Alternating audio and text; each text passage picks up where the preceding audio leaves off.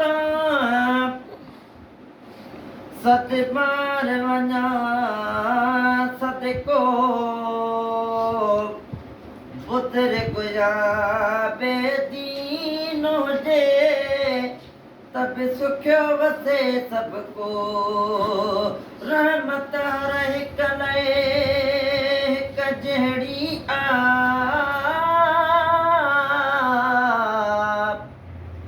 बा अमल तोड़े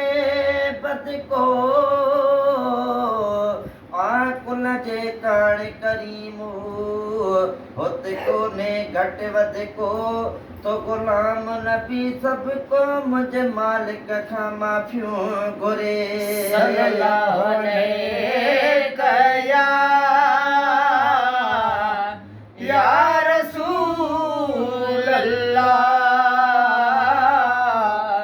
वसल्लम अलैका या हबीब अल्लाह। दुरूद पाक पढ़ो मदीने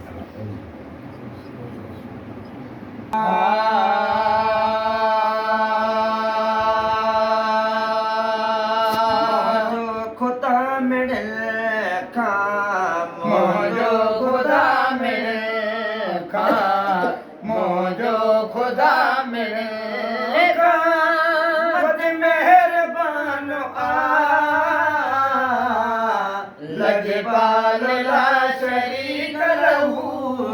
उन जो ईशान मोजो खुदा मिले खा मोजो खुदा मिले खा बाबे बिना जे ईसा बर में जमे छा हज़रत अली अल्लाह जे घर में जमे छा बाबे बिना जे ईसा बर में जमे छा हज़रत अली अल्लाह जे घर में जमे छा कानून खे फिराए कानून खे फिराए कादेर कान लजपाल ला शरीक लहू उन जो ईशान मोजो खुदा मिले मोजो खुदा मिले वध मेहरबान लजपाल ला शरीक लहू उन जो ईशान मोजो खुदा मिले खा मोजो खुदा मिले खा ताजदार ता चटू लाहे छड़े छा सुनड़े के बादशाही जे दे सदे तशा ताजदार रता छड़ लाहे छड़े तशा सुनड़े के बादशाही जे दे सदे तशा मर्जी पंजी जो मालिको मर्जी पंजी जो मालिको राज को रमानो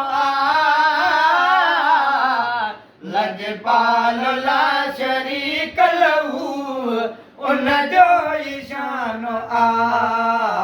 मोजो खुदा मिले खा मोजो खुदा मिले खा बद मेहरबान लजपाल ला शरीक लहू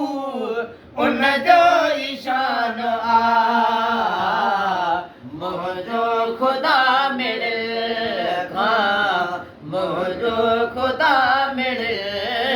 खा कहीं जिंदगी जुल्मा क्या उनखे घुरे त छा आबिद सॼी उमिरि जो क़ैदी करे त छा ज़िंदगी ज़ुल्म कया उनखे घुरे त छा